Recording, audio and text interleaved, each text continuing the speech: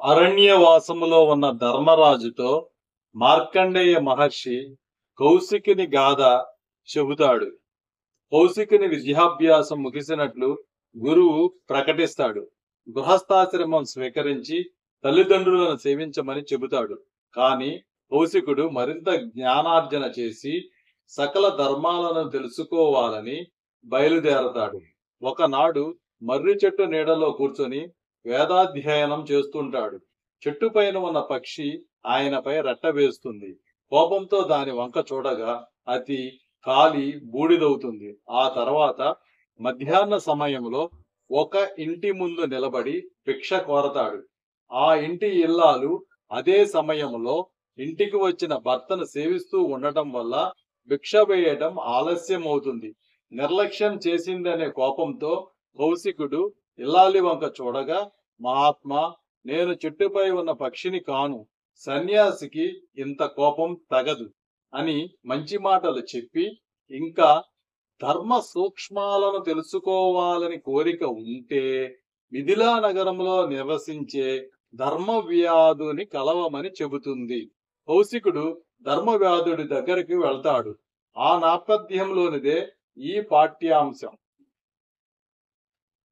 ఓ కౌశిక మహర్షి, నీవు నన్ను సర్వజ్ఞుడంటూ అభినందించావు.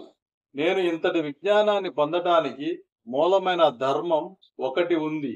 ఆ ధర్మాన్ని నీ కంటికి కనిపించే విధంగా తెలియజేస్తాను అంటూ ధర్మవ్యాధుడు కౌశిక మహర్షిని సగౌరవంగా తన ఇంటిలోకి తీసుకువెళ్ళాడు.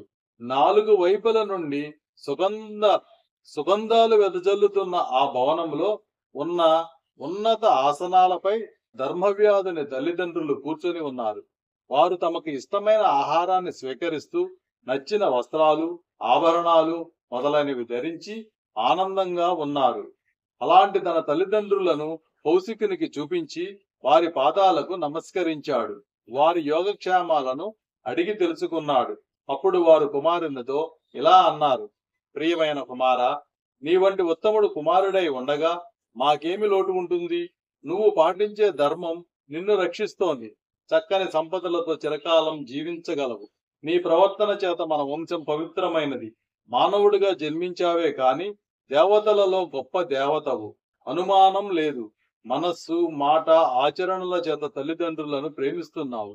ఉత్తమ గుణవంతుడవైన నీ గురించి చెప్పి తర్వాత పరశురాముని గురించి చెప్పాలి. మరెవ్వరూ నీకు సాటి రారు అని పలికిన తల్లిదండ్రులకు ధర్మవ్యాధుడు కౌశికునికి చూపించాడు.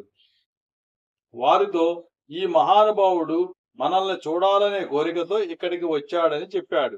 ఆ వృద్ధులు కౌశికుడికి స్వాగత మర్యాదలు చేశారు.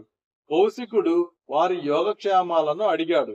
తర్వాత ధర్మవ్యాధుడు కౌశికునితో ఇలా అన్నాడు: ప్రజల చేత గౌరవింపబడేవాడా, వీరు నా తల్లిదండ్రులు. వీరికి సేవ చేయటం వల్ల మాత్రమే నాకు ఉత్తమ జ్ఞానం లభించింది. సాధారణంగా లోకంలో అందరూ కోరికతో దేవతలను పూజిస్తారు. నా తల్లిదండ్రులే నా పాలిట దేవతలు. ఇతర దేవతల గురించి నాకు తెలియదు. వీరికి రుచికరమైన పండ్లు, పూలు, గంధం, అందమైన నగలు, వస్త్రాలు, ఇష్టమైన ఆహార పదార్థాలను అందిస్తాను. నా ఆలుబిడ్డలతో కలిసి సేవ చేస్తుంటాను. అలా సేవించడం వల్ల వేదాధ్యయనం, యజ్ఞాలు, వ్రతాలను చేసిన ఫలితం వస్తుంది. ఈ భూమిపై పుణ్యాన్ని కోరే గృహస్థుడు తల్లి, తండ్రి, గురువు, అగ్ని, ఆత్మ అనే ఐదుగురిని పూజించి సంతోషపరచాలి.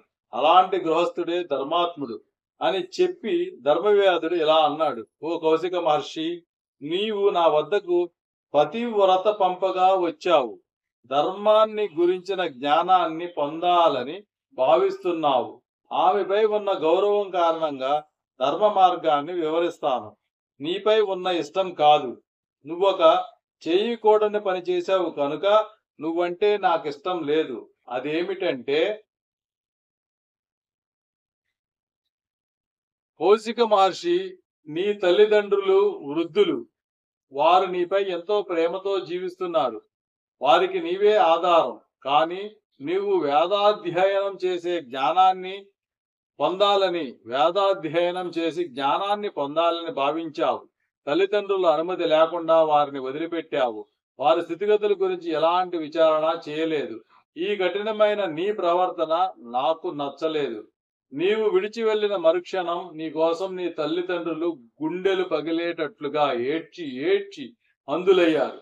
ఇప్పటికైనా నువ్వు వెళ్లి వారి దుఃఖ అగ్నిని చల్లార్చు. నువ్వు సంపాదించిన విద్య గాని, పుణ్యం కోసం నువ్వు పడే శ్రమ గాని తల్లిదండ్రుల సేవ చేయకపోతే వ్యర్థమవుతాయి. కాబట్టి నేను చెప్పిన విధంగా ఆచరించు. నీకు మేలు కలుగుతుంది. అది విన్న కౌశికుడు ధర్మవ్యాధునితో ఇలా అన్నాడు: ఓ పుణ్యాత్ముడా, నువ్వు చెప్పిన మాటలు సరైనవి, శ్రేష్టమైనవి, మేలు కలిగించేవి. వాటిని శ్రద్ధగా విన్నాను. తప్పక ఆచరిస్తాను. తల్లిదండ్రులను సేవించి తరిస్తాను. నీతో స్నేహం కలగటం నా అదృష్టం. నా మనస్సు అమితమైన సంతోషంతో నిండింది. నాకు కలగబోయే శుభాలన్నింటికీ ఇది సూచకం. జ్ఞానుల చేత ఆరాధింపబడే ఓ ధర్మవ్యాధుడా, ధర్మ మార్గం సాటిలేనిది.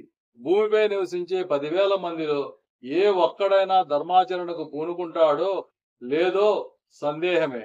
నీలాగా ప్రయత్న పూర్వకంగా ధర్మాన్ని ప్రమాణంగా స్వీకరించి ఆచరించేవాడే ఉండడు.